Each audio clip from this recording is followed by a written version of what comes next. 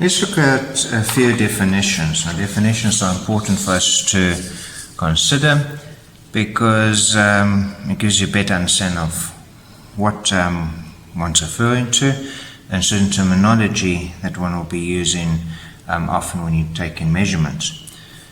So the first one we're going to be looking at is error. Okay, so error is the difference between the actual measurement reading and the true value of that particular variable at the instant. Error is only known when we calibrate or check the apparatus. So in this specific figure, if you have a look at it, we've got A, which is over here, which is the true value that we want to actually obtain. Yet we're obtaining a value B. So this difference between A and B, in this case would be X in this figure, is considered as our error. Okay, so there are three different types of errors that we're going to be specifically looking at. So the first error we're going to be looking at is gross errors. Now, gross errors are blunders on the part of the experimenter. So you as the person is going to be actually doing the experiment or taking readings or do observations. If you make any errors in terms of the way you pursue it, or you're not doing things accurately, you will obtain these gross errors. So common examples are like mistakes on the reading scale.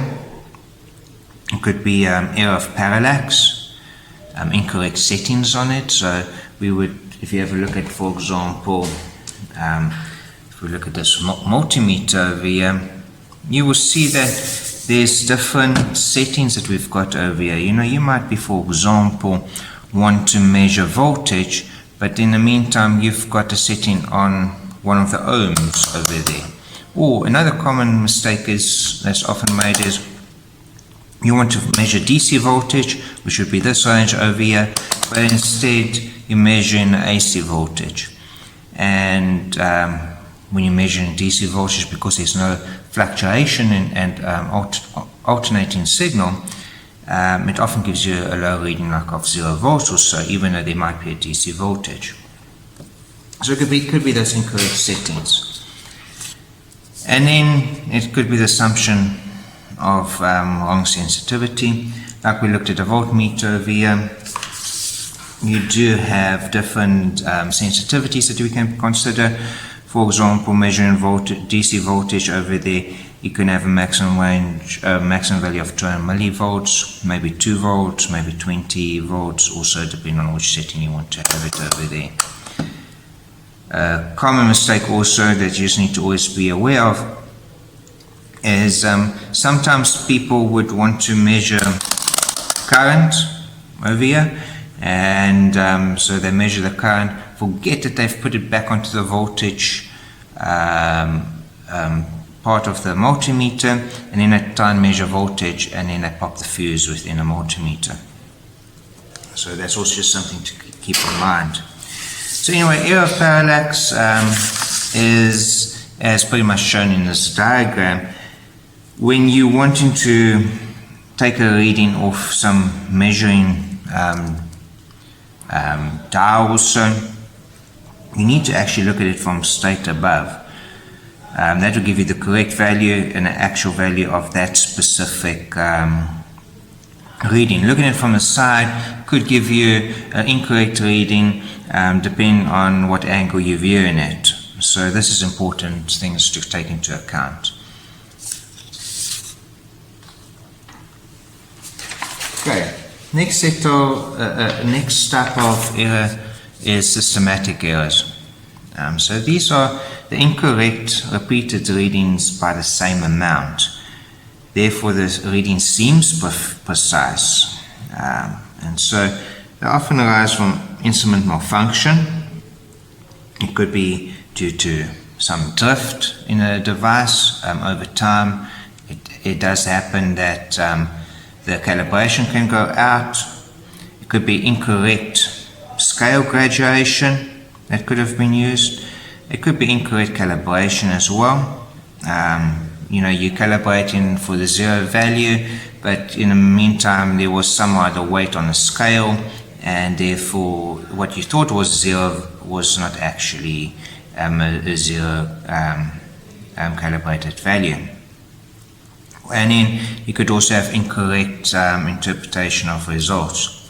So if you look at this typical dartboard scenario, you'll see that all the, and we're going to be using the dartboard scenario quite often, even though you want to have this bullseye point of view all the time. You'll see that most of the hits were in this specific area. So you've got a very close grouping over there. And if you've got this close grouping, it actually indicates that you are probably aiming at the middle of the dartboard or the target. But you could probably find that your sightings or scopes could be misaligned, and therefore you're hitting in this specific area. So that's where the average value is all the time. That's what's known as systematic errors.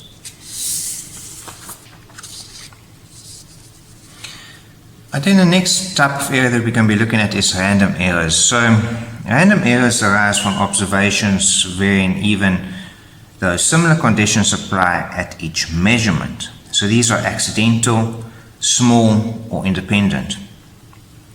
So again, we're looking at this target scenario where we've had the systematic errors and all the hits being off center from the target. Random errors is like this, where this green spot is, where it could have been for some other reason. If you were maybe using it in a rifle range or so, you were shooting, and at that specific time there was maybe a wind that came up that might have caused a deviation, or maybe you lost concentration. So it could be a lot of factors that could actually influence this type of reading and giving you this inaccuracy from happening. Looking at different devices as well, even if you look at a voltmeter, you could actually be taking a measurement, let's say it could be the voltage of a battery, and for a short time period you've got a dirty connection, and therefore it's not giving you an accurate reading. But when you do all the other readings later on, you actually realize that all the other readings are quite accurate. And so there can be times that you've got 1 or 2 readings that were inaccurately taken, and there are ways to eliminate them. We will actually be looking at that later during this course. I'm here at the shooting range. We often do ballistic tests in ballistic gel using different ammo or ammunition as shown in this image, as well as doing tests on different Kevlar materials and other type of materials to see how they perform in ballistic type of scenarios. A chronograph is often used. It is a sensor that we shoot through, and then it's able to identify the velocity of that specific projectile. As always, we always have to practice some safety precautions and regulations. Eyes and ears. The range is hot. Okay, so this is the target that we're going to be shooting at. We want to hit the bullseye, which is the X over there in the center. So let's see how the shooting performs.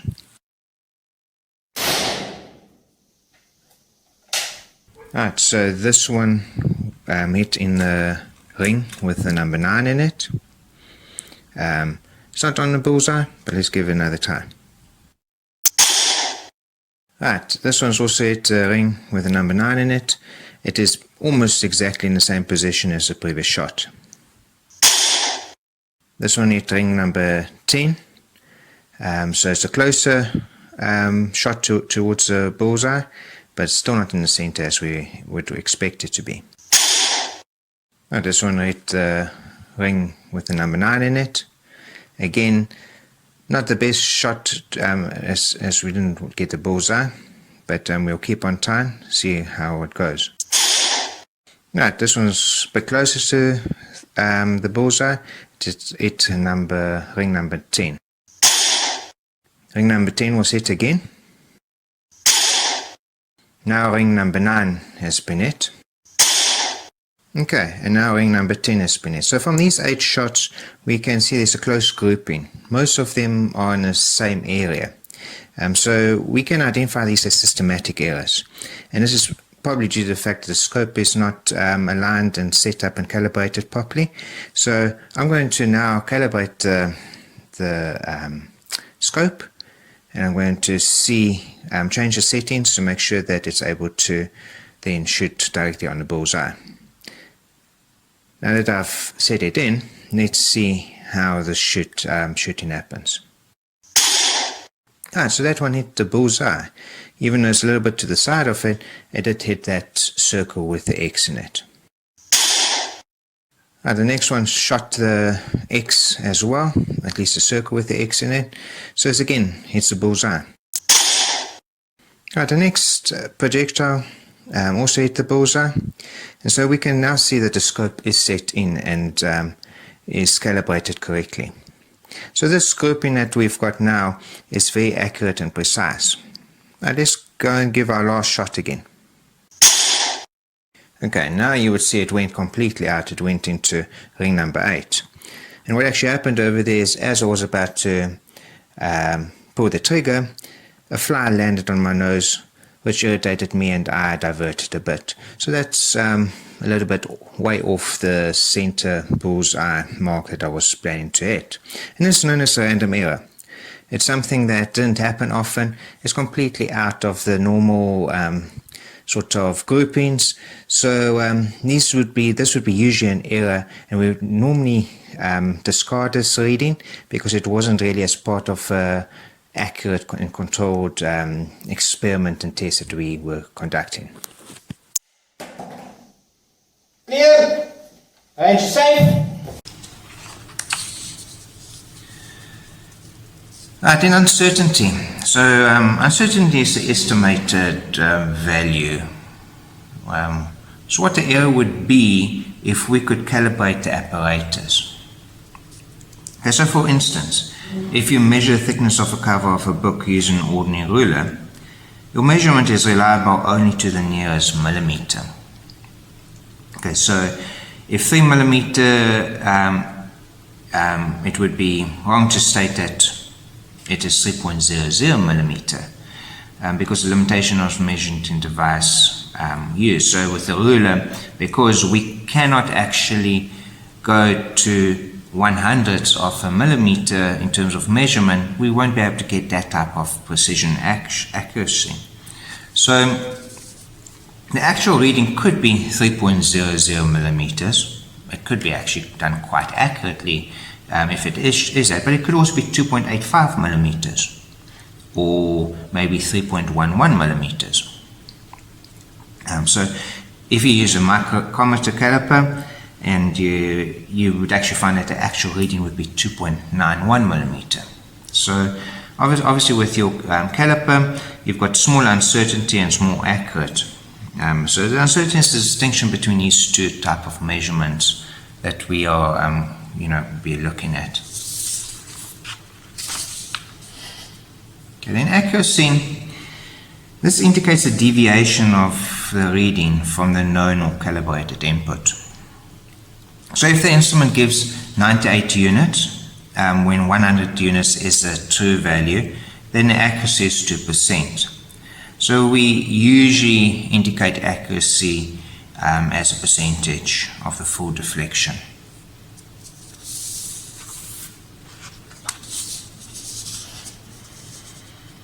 Then resolution. This is the smallest change in a considered quantity which the instrument will detect, the smallest value that the instrument can measure. So a common ruler has a resolution of 1 millimeter. A voltmeter can detect a change of voltage of 1 decimal point value and has a resolution of 0.1 volts. That all depends on the setting of the actual multimeter.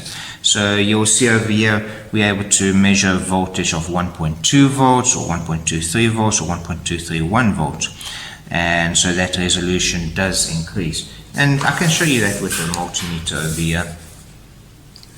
If we put it on, if you have a look at, if if I put it on 200 millivolts, this will be the maximum that we'll be reading. You'll see that there's a 1 decimal point accuracy that we've got. Okay, then if I should decide that I'm going to now go to 2 volts, that will be the maximum reading. You can actually, it gives me at the moment 3 decimal points in terms of the accuracy that can be read. Then going up to 20 volts would be the maximum, gives me 2 decimal places accuracy that I'll be able to have over there with the resolution. Going up to 200 volts, because you're probably going to find that the screen is limiting the amount of numbers for the full integer value to be displayed. The decimal point value is decreasing. So at 200 volts, I'm getting 1 decimal place resolution. And then therefore, if I go to 1000 volts, well, in this case, there will be no decimal point indicated over there. So therefore, you'll probably find that it will be more rounded up or rounded down value voltage that you're reading that you'll be able to obtain.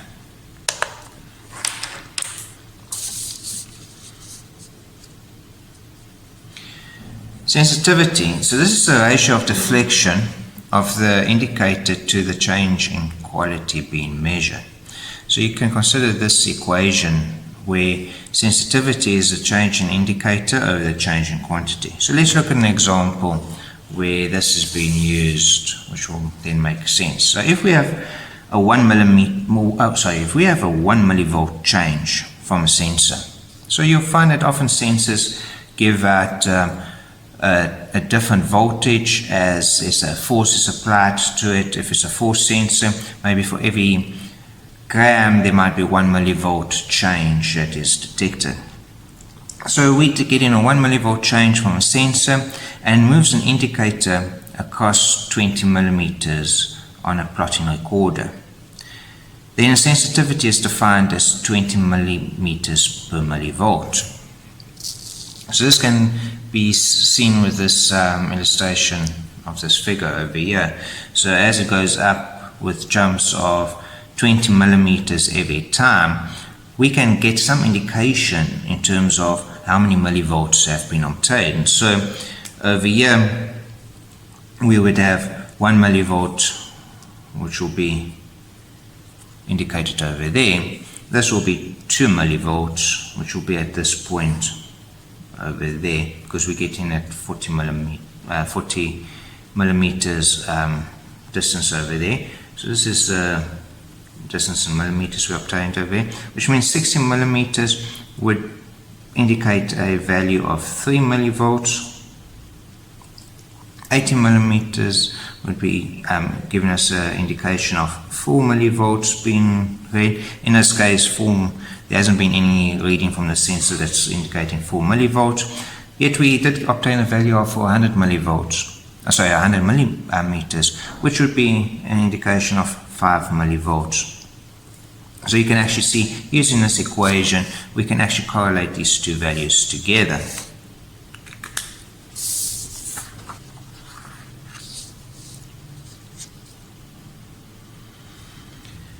Precision is the ability of an instrument to reproduce a reading with a given accuracy. Okay, so this table with this specific targets that's being shown over here gives a good indication, especially when you're trying to compare accuracy and precision. So let's have a look at it. Let's look at the first target over here. So it's indicated to be precise, because we get everything, all the shots were in a bullseye area, and therefore it's also accurate. So that's quite easy to understand. If you look at the next one to the right of it, you'll see it's still precise, but it's inaccurate. Systematic errors. We had to look at systematic errors. So all the hits were actually off-center, yet they were in a close grouping. So that's giving us a good indication that there is a systematic error. So it's not it's not accurate, but it's still precise. Now let's have a look at a situation where we've got some accuracy, but there isn't precision. And if you look at all these sets over here on a target, the average of that is still in the center, so therefore it's accurate.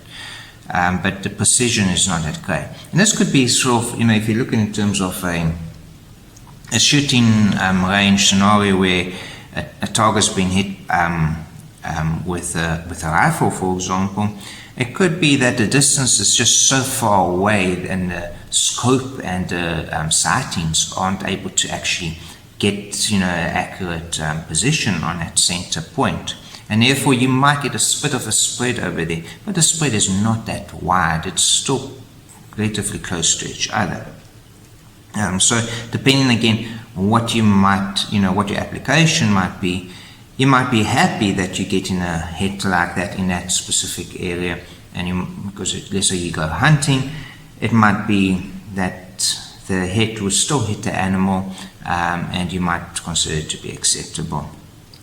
Yet, when you look at a scenario where there's now no accuracy and no precision, you will see it's again a spread of hits that's happening, but it's off the target. Now, this could be problematic now again if you go in hunting. With the hunting, you want to do it in a humane way. You don't want the animal to suffer, and so if your sighting is inaccurate and imprecise, it could mean that you could hit a body part of an animal and it could die in an inhumane way. So this is not the ideal situation in this type of scenario.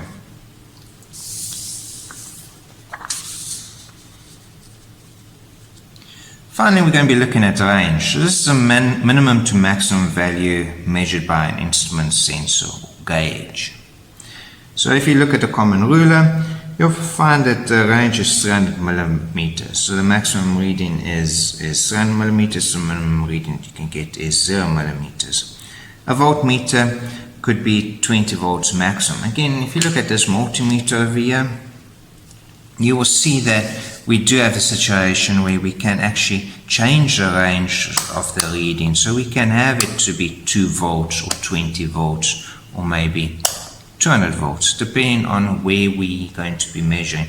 Obviously, if you're going to be measuring a voltage of, let's say, 200 volts, you don't want your setting to be on 2 volts because that's going to give you inaccurate reading. A meter is defined as a light particle that is busy traveling, obviously at the speed of light. And the distance that that light particle will cover in 1/299792458 seconds. Okay, so the distance that a light particle will travel in 1 over this amount of seconds is going to indicate to you what 1 meter is. Okay, so that is for 1 meter. Now you'll notice that this number over here correlates with the speed of light. Okay, so light is defined as having a speed of roughly 300 times 10 to the 8 meters per second. So it's using that correlation to be able to define what 1 meter is. Okay. There are different ways that you can use or that you can measure in different sort of aspects of a meter. You might have come across, for example, where a vehicle would be traveling in a certain distance and it would be measured as a certain number of kilometers, okay, or km. So that is, we've got a case of 10 to the power of 3, or we multiply it by 10 to the power of 3. So if you've got, for example, a person that says that they went for a run that was 2.3 kilometers, it was 2.3 times 10 to the 3 meters. There's also smaller aspects of a meter that can be taken into account, as for example, you would have a millimeter. Okay, and this would be times 10 to the minus 3 you do get, okay, remember millimeters mm, the abbreviation. You also get centimeter, but engineers don't use centimeters. Okay, that's times 10 to the minus 2. With engineering measurements, it's usually multiples of 3 that you want to have your times 10 to the power of. So minus 2 is with centimeters, it doesn't get used by engineers. Centimeters are often used within needlework or maybe at school level, but when it comes to engineering, you would either use times 10 to the minus 3, next level would be times 10 to the minus 6. So it would be for micrometers. So micrometers, which would be a micrometer, is times 10 to the minus 6. So for that reason, you're really going to refer to centimeters whenever you do engineering. So there's obviously larger aspects, larger values that you can have, like 10 times 10 to the 6, that would be for megameters. But these are the common ones that you would probably come across whenever you're doing some other form of measurement. So there's different devices that you can use to measure. Now I've got this piece of wood that I'm going to be looking at. Now I'm going to be measuring it with this tape measure. So if I place the tape measure over there and I take a reading, you'll see with this specific tape measure, it's got inches at the bottom and then it's got millimeters on the top. Okay, so if I come and bring it across over there, you'll see that it's able to measure that this width of this wood is around about 22 millimeters, which is a relatively accurate reading. But it all depends on how accurate you need it to be. So that was with the tape measure. This is what's known as a vernier. Now this vernier is able to take measurements that are a bit more accurate in terms of accuracy. So if I take the same piece of wood and I had to place it over here between a vernier and measure, the way that the vernier works is that you'll see that there's little lines here at the bottom scale. Okay, so essentially what you would do is, for this specific wood that I've now measured over there, and I'm going to lock it over here at the top, you'll look at where the 0 is located on it. So if you have a look at this, the 0 is located at 21 and a bit. Okay, so at 21 and a bit, how much is that little bit afterwards, after 21 millimeters? Okay, and you look at the bottom scale, and where you see the lines on the bottom scale goes and meets up exactly with the lines on the top scale would be the next number. Okay, so if we look very closely over here, you'll see that the lines start to meet up with the bottom scale and the top scale around about here where this 5 is. And if you look very carefully, the lines to the left of the 5 and to the right of the 5 start going a little bit off from each other. And you might not be able to see it very closely over here, but it does happen. Okay, so essentially those on a 5, you've got the line that is exactly in that position. Okay, so that's going to indicate to us that this piece of wood is 21.5 millimeters. Yet, is that accurate? Okay, so let's just make a note about that. We've realized that with the tape measure,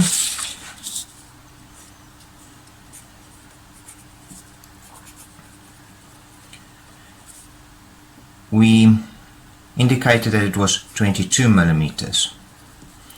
With a vernier, we were able to indicate it was 21.5 millimeters. So these are all values that are legit. Okay, now, again, it all depends on how accurate you want your measurement to be. What is it that you want to do? If it is something that's going to be, that you're measuring, that there can be some leeway for error in your readings, then this would be probably acceptable values that you've measured. But let's have a look at something that's known as a micrometer. Okay, so a micrometer looks like this. Okay, so it's basically micrometer. Okay, so I'm going to take this away over here for now. Let's have a look if we had to measure this piece of wood with a micrometer. Okay, so essentially place a piece of wood over here between the two bits, or whatever you're going to measure between the two bits. And then the micrometer's got a spring-loaded knob here at the back, which you'll turn.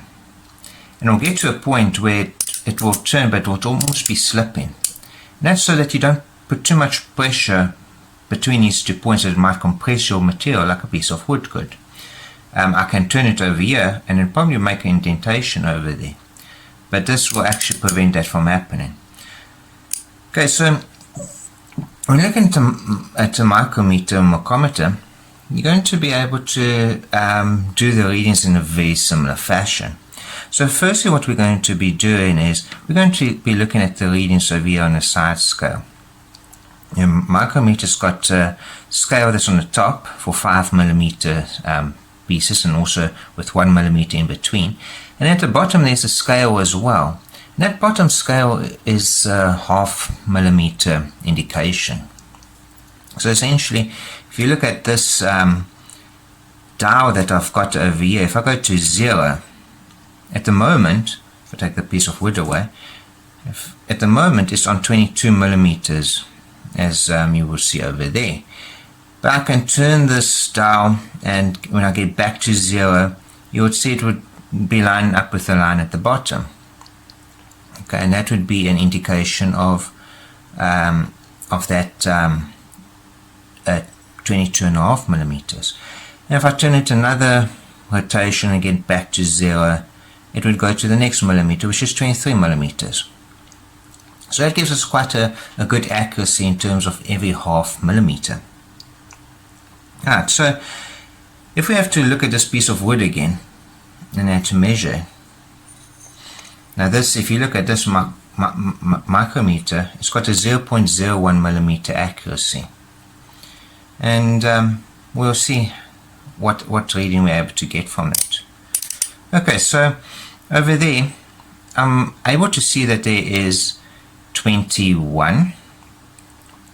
I see the half line appearing over there as well, so that means it's 21.5 at least that I'm measuring. Okay, so I'm going to bring this piece of paper over here again. So it's 21.5 plus a bit that I'm measuring. And what's that bit that I'm going to be looking at? Okay, so again, I'm taking this, measuring it, going to let it stop over there until the spring-loaded piece is stopped. And if you have a look at the dial over here, you will realize that it goes where that line meets up is with between around about 4 and number 4 and number 5. Okay, so that gives us an indication that this is roughly equal to then 21.5. Now would it be 0.5 or would it be 5? Well, if we have 5, or then you've got to take into account, well, what about these numbers over here like 45? Would it be 545? So a 0.5 plus 0.05. So basically we've got that's equal to 0.45. Remember, one rotation is equal to 0.5 millimeters. Okay, so it's plus 0.05. Okay, and that's equal to 21.55 millimeters. So that gives us a much more accurate reading with a micrometer. And again, it all depends on what readings you want to observe. Something else also worthwhile observing over here is in terms of the error of parallax. So for example, if I look at this over here, the number 10 is exactly on the line over there. But I can also turn it around over there, and you might see that it starts causing that the the line over there could deflect. Let me move it towards the light in this way. And you'll see that it might appear that it would be maybe around about on 9.5 instead of 10. So error of parallax is also quite critical when doing these type of measurements. Okay, so as you can see, different types of measuring devices are out there, and the accuracy of them are very dependent on in terms of what you are measuring. Obviously, the larger items that you've got, you're not going to get a micrometer that's going to be able to measure over 1 meter, or at least that's not going to be easily accessible. But for small items, it will be able to give you more accurate reading. So it depends on the application and where you're going to be making these measurements to be able to get the most accurate reading that you require. Something else that is also worthwhile noting over here is if you look at this micrometer, as I'm turned it all the way in over there, you'd realize that the 0 does not line up with that line that we've been using over there. And so as I turn this, it can't turn anymore. It seems like it's got its full extension. So obviously there seems to be an error of around about 0.02 millimeters, which can become a problem if we need to perform readings quite accurate. You know, the reason why this has happened is that there's actually been, because I was measuring wood, there were a few particles of wood that, or actually dust, that came in contact between the surfaces. So I'm able to open this up, I'm able to remove the dust over here, and once I've cleaned it up, let's have a look at what the error is.